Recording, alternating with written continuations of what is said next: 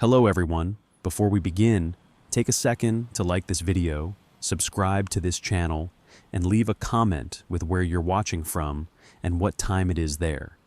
It helps YouTube know you want more stories like this, and it helps this channel keep bringing you darker roads, stranger nights, and places you probably shouldn't stop.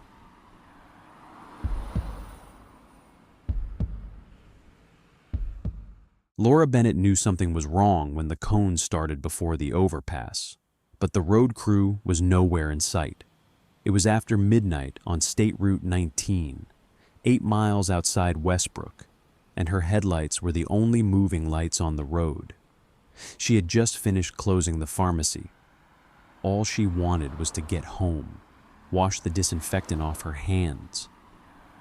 Then the first cone appeared in the right lane. Then another. Then 5 more, standing in a perfect orange line that bent toward the center of the road. Laura eased off the gas. Ahead, the highway passed beneath an old concrete overpass. During the day, it looked harmless. At night, it looked like a mouth. The cones narrowed both lanes into one thin channel that led straight under it. Laura frowned. There were no work trucks, no blinking arrow board, no road work ahead sign, no reflective vests moving in the dark. Just cones, clean cones. That bothered her most. They were too bright, too new, sitting on the asphalt like someone had placed them one by one, not blown over, not scattered, not left behind from a crew. Placed. She checked her rearview mirror. Nothing behind her, only black road. Laura slowed to 20. The ditch on her right was deep and full of weeds. On the left, a low concrete divider ran along the bridge approach. There was no shoulder wide enough to turn around. The cone path had already swallowed her. She leaned over the wheel, trying to see past her headlights. The overpass waited ahead, dark underneath, aligned with the narrow lane. Then she saw something on top of it. At first, she thought it was a sign, a square of darkness against darker sky. Then it moved.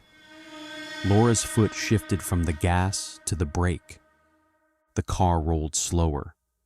The shape on the overpass leaned over the railing. It was a person. She could not see a face. Only shoulders, head, and arms against the dim gray sky. Whoever it was stood directly above the path made by the cones. Laura whispered, "No." The word sounded too small inside the car. She looked ahead, then down at the cones. They were tighter now. If she tried to steer out, she would hit them. If she braked, she would stop in the channel. If she kept going, she would pass directly below the person on the bridge. Then her headlights caught something hanging over the rail. Not a body, not an arm, an object. For half a second, it swung into view.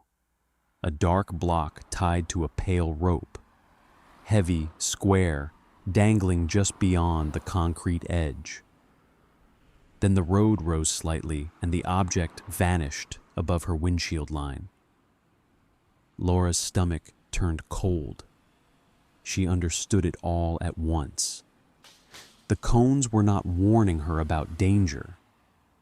The cones were leading her into it. She pressed the brake harder, but the car was already too close. The underside of the overpass filled the windshield. The single lane of cones went straight into the shadow beneath it. Above her, the figure moved. The rope tightened. Laura did not think. She jerked the steering wheel right. The car slammed into the first cone, then the second. Orange plastic cracked under the bumper. One cone disappeared beneath the car with a scraping roar. The steering wheel kicked in her hands. The front tires hit the broken shoulder, bounced, and dragged through gravel. Behind her, something dropped. The sound was not a thud. It was a heavy impact. Concrete shattered on asphalt with a force that shook the rear window. Laura screamed and stomped the gas. The car fishtailed, dragging a cone underneath it, the plastic grinding and flapping like something trying to climb through the floor. In the rearview mirror, she saw a cinder block in the lane where her windshield would have been. Pieces of it skidded across the pavement. On the overpass, the person leaned over the railing. For one clear second, Laura saw him in the red glow of her taillights, an adult man in a dark jacket, one hand still holding the rope, his head tilted down as if he were not angry, just curious, as if he wanted to see what kind of person had gotten away. Laura kept driving. The car pulled hard to the right. The cone wedged under the bumper shrieked against the road. She did not stop. She did not slow down. She drove until the overpass disappeared behind her. Every few seconds, she checked the mirror. No headlights followed. That almost made it worse. Whoever had set the cones had not chased her because he did not need to. He had built the trap and waited for someone else to come through it. 2 miles later, she saw the lights of Miller's Stop, a small all-night gas station with 2 pumps, a diner counter, and a tow truck beside the garage bay. Laura drove over the curb and stopped near the pumps. The cone was still jammed under the front of her car. A man in a gray sweatshirt came out of the diner, wiping his hands on a towel.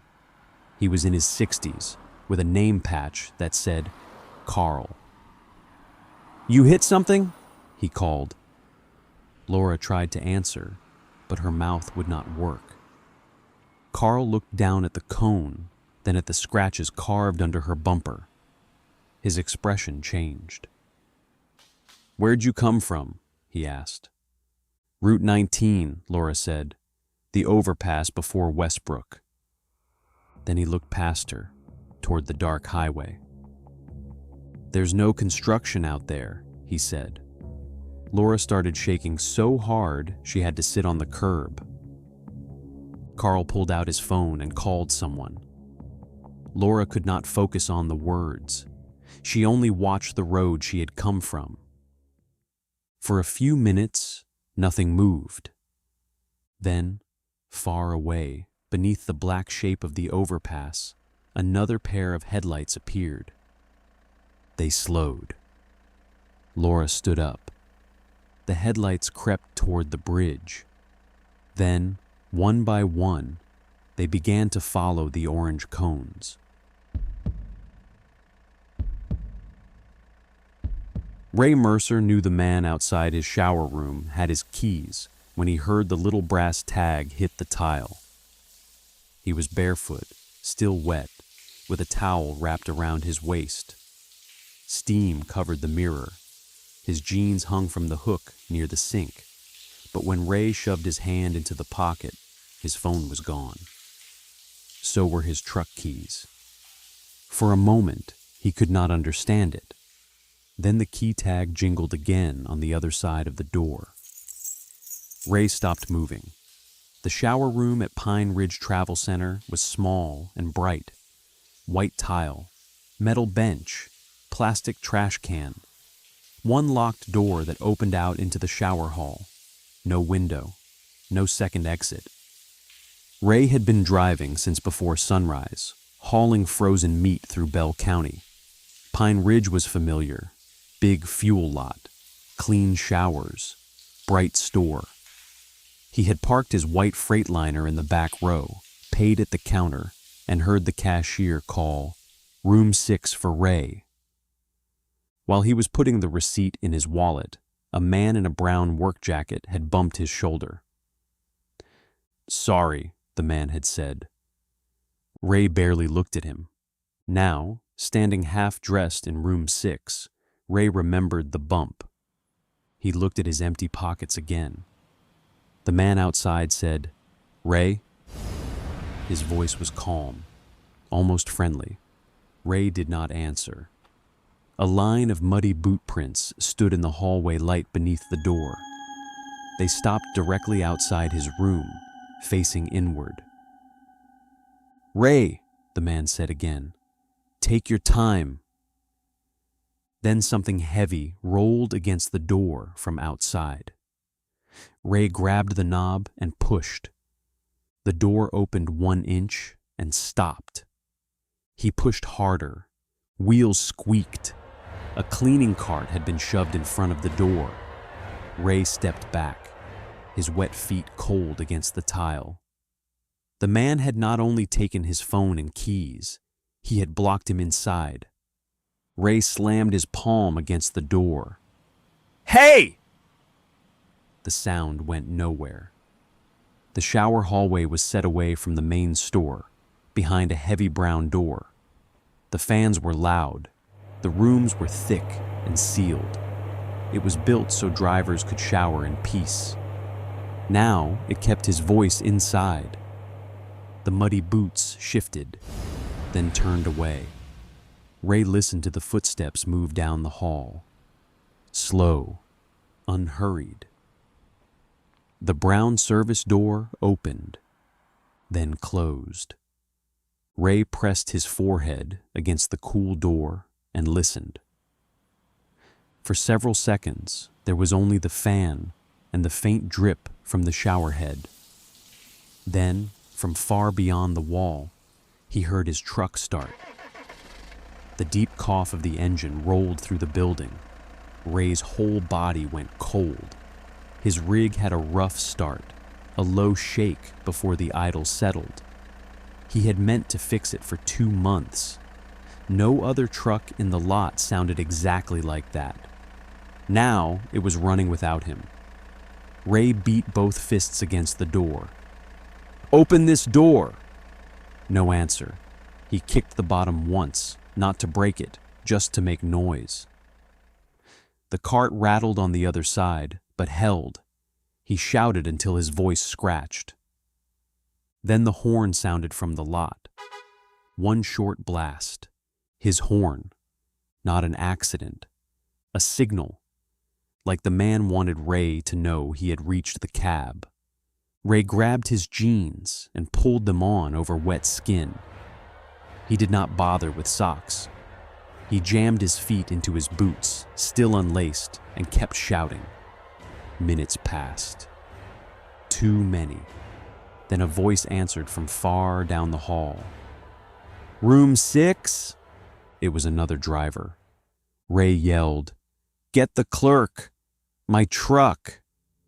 More footsteps. The brown door opened. Voices filled the hall. The cleaning cart scraped away from the door. When the night manager opened room 6, Ray pushed past him, shirtless, wet-haired, and shaking.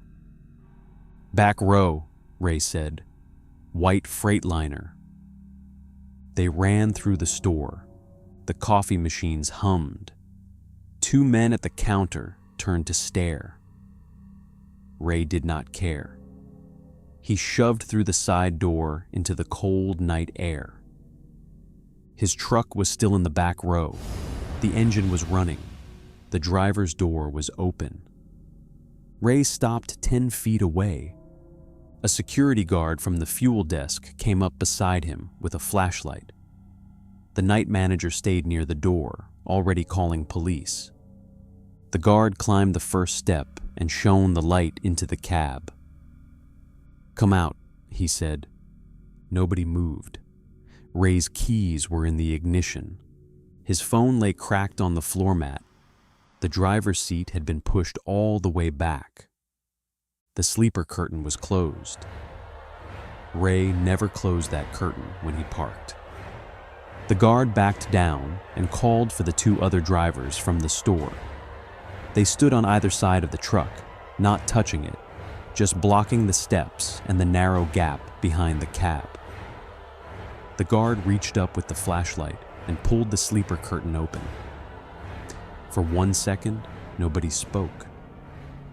An adult man was crouched on Ray's bunk, knees tucked under him, muddy boots pressed into the blanket. The same brown work jacket.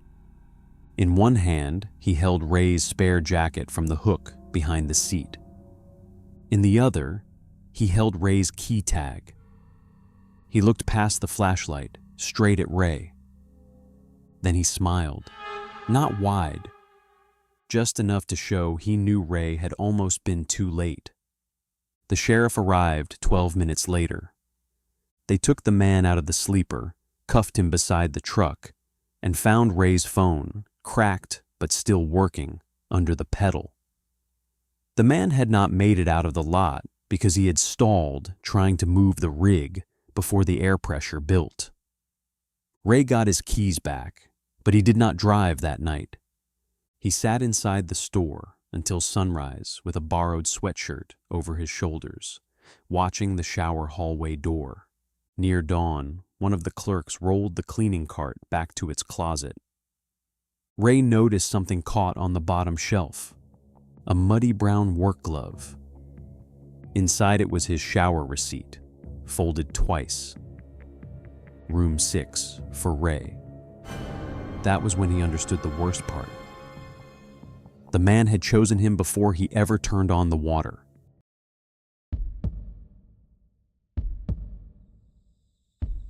Evan Cole almost drove past the billboard until his headlights caught the boots hanging above the shoulder. It was a little after 1 in the morning on the service road outside Millstone, near exit 41. The highway beside him was mostly empty. Evan drove a white delivery van with a cracked dashboard and 3 packages left in the back. The billboard stood alone in a strip of dead grass between the service road and the highway. Its lights were still on, making the advertisement glow against the black sky. Evan did not read the words. He only saw the shape beside them. A man was hanging inside the ladder cage. Reflective vest, work pants, heavy boots. One arm caught through the rungs. His head bent forward like he had slipped and become trapped halfway up. Evan slowed. No, he muttered. He wanted to keep driving, but the figure shifted in the wind, and one boot knocked lightly against the metal cage. Evan pulled onto the gravel beneath the billboard. He left the van running. His phone was plugged into the charger on the dashboard, still open to his route map. He grabbed the small flashlight from the door pocket and stepped out. The night air smelled like dry weeds and hot metal. "Hey," Evan called. "Can you hear me?" The worker did not answer. A semi passed on the highway, dragging a wall of sound behind it. When it faded, the billboard lights hummed louder than before. Evan walked closer. The man on the ladder hung about 20 feet up. From below, he looked real enough. The vest reflected Evan's headlights. The boots were scuffed. One glove dangled open. "Sir?" Evan called. Nothing. He looked back at the van. The driver's door was still open. The engine still idled. The phone glowed on the dashboard. He told himself he would climb only a few rungs, just enough to see if the man was breathing. The ladder was cold under his hands. Evan climbed slowly, flashlight tucked under his arm. The metal cage around the ladder pressed close to his shoulders. It was built only for going up or down, one careful step at a time. When he reached the worker's boot, Evan stopped. "Hey," he said, softer now. He touched the boot. It swung too easily, not like a foot inside it, like something empty. Evan reached up and pressed the pant leg. It folded flat around wire. The work pants were stuffed with newspaper. The vest was tied to the rungs with fishing line. The bent head was a hood pulled over a plastic bucket. It was not a man. It was made to look like one. Evan looked down. His van door was closed now. A real man stood beside it.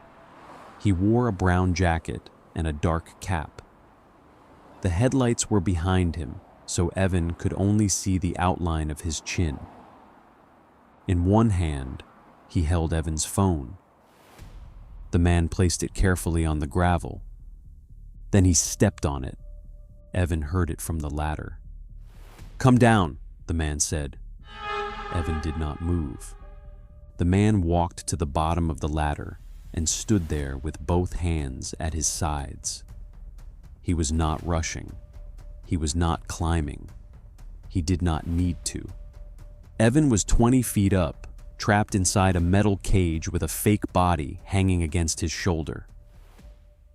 The highway was visible beyond the billboard, but the cars were too far and moving too fast. From their angle, the glowing sign hid him completely. "Help!" Evan shouted. Another truck passed. The noise swallowed his voice. The man below smiled a little. "Loud up there," he said.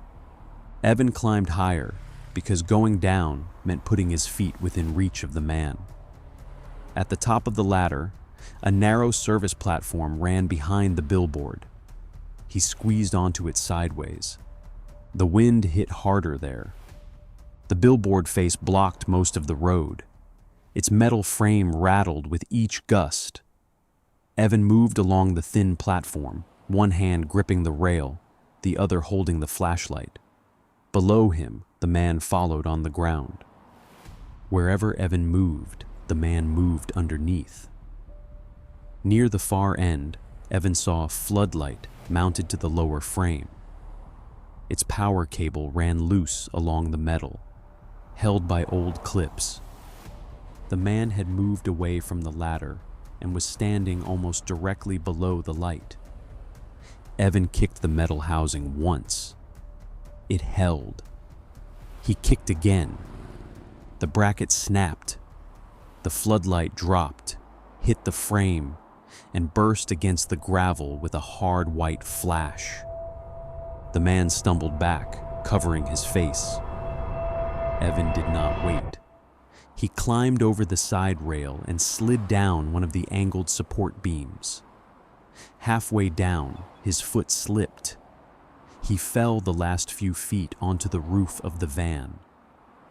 The impact knocked the breath out of him. He rolled down the windshield, hit the hood, and dropped beside the open door. The man was getting up. Evan threw himself into the driver's seat. The engine was still running. He slammed the door, shifted into drive, and punched the gas. Gravel sprayed behind the van. In the side mirror, the man stood beneath the billboard, watching him leave. Evan did not stop until he reached a busy gas station 6 miles away. Under the pump lights, he climbed out shaking. His phone was gone. The roof of the van was dented inward from where he had landed. Gravel was stuck in the cracked edge of the windshield. The clerk called the police. By dawn, 2 deputies found the billboard on the service road. The fake worker was still tied inside the ladder cage. Reflective vest, work pants, heavy boots, a hood pulled over a plastic bucket for a head. From the road, it still looked like a man trapped above the shoulder. Below it, in the dead grass near the ladder, they found Evan's phone crushed into the dirt. Then they found 2 more, both broken, both half buried under weeds. One still had a cracked screen protector with a woman's name printed on the back. The man in the brown jacket was gone. There were no cameras on that stretch of service road, no nearby houses, no businesses close enough to see the billboard from the ground. One deputy cut the fake worker down and dropped it beside the ladder. When it hit the dirt, newspaper spilled out of the pant legs. Evan saw the date printed across one of the pages. It was from that morning. The trap had been rebuilt recently, maybe that night. Maybe after the last person got away. Maybe after the last person did not. Evan never learned how many drivers had stopped before him. He only knew the billboard had been waiting for the next one.